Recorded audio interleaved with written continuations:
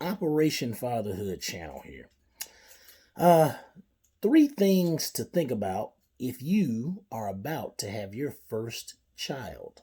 Okay, because when it comes to children, or let me say, when it comes to having children, okay, obviously you're embarking on a new journey. Okay, but there are some things that you will need to think about when it comes to um, maybe even your wife's pregnancy, but also when it comes to the days, leading up to you giving, that birth, or excuse me, having that baby, things that may happen after the baby, um, and just things that may happen with your marriage after the baby. So let's get into it. One, one, one. Okay, there are some things that are going to happen to your wife's body. All right, when it comes to having this baby, there are some women who I've known who had to be placed on bed rest, um, and sometimes this has an effect on them mentally and emotionally. So um, you might not really have a person, or have your wife rather, who is in a good mood many times, a lot of times, because sometimes they can be in real pain, and they're just not up for putting up for much, or putting up with much, I should say. And so it's one of those things that you're gonna have to really kind of pick and choose your spots, when it comes to. I won't necessarily say goofing off or joking around. I don't know a lot of husbands that will goof around and joke around with their wife when they're pregnant anyway. But touching her is not even necessarily sexual. Just touching her just to say hello, I love you, or something like that, or seeing how she's doing. She might not be in a mood, but one of those things is let me say, in addition to that, is also realizing or thinking about what can you do for her while she's in that pain and while she's pregnant. I hadn't been perfect with this. I'm going to be honest, but building up your cooking skills, or cleaning up, right? So my wife knows I'm not the best in the kitchen just yet. So her thing was, look, I need you to hit these chores up for me.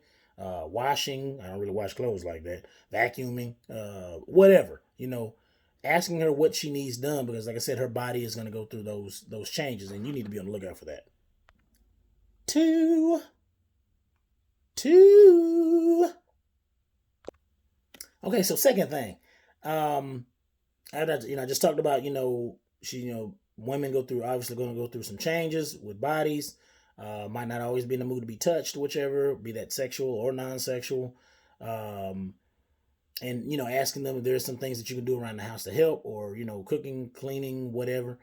Second thing, okay, when it comes to your baby, I should say, all right, um, is really taking the time to think about the fact that not only is that baby going to change, everything in your house, that's kind of a given, but also think about when that baby does start crying, because it's going to happen. I know some people who be like, oh, my baby never cried.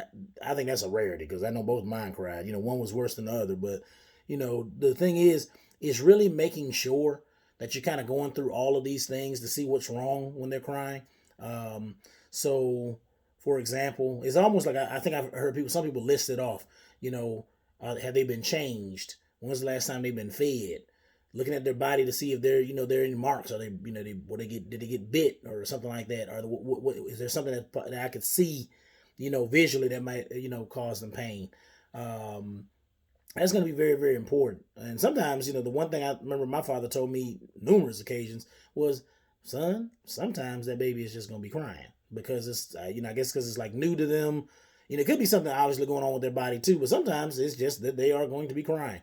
And so you have to get used to the fact that along with that crying, um, that's generally very, very stressful, or stress inducing for men, especially. I know I've been the best about that myself. I've been like, oh my gosh, just stop crying. All this, crying is ridiculous. So sometimes it's really, that's where your wife and you are really going to have to be able to work on balancing with each other. Who's going to get up at certain times? Not just looking at it like, I did it last night, you need to do it tonight, or whichever. Sometimes it's both doing it. Sometimes both of you all need to get up, walk back and forth with the baby, or trying to figure out what you can do with that baby, or sing to them. It's not an easy thing, especially like for those of the people out there who have like twins and triplets and quadruplets and quintuplets and all that stuff at the same time. I don't know. That's on another field. You got to look at another channel for that one. But it's one of those things that crying is a part of it. And like I said, a parent really does have to have, or excuse me, those who are married, or I should say, really should, know to, okay, y'all gonna have to be one with each other on this, be partners. Let's Teamwork makes the dream work. Okay, the dream is to get them to stop crying.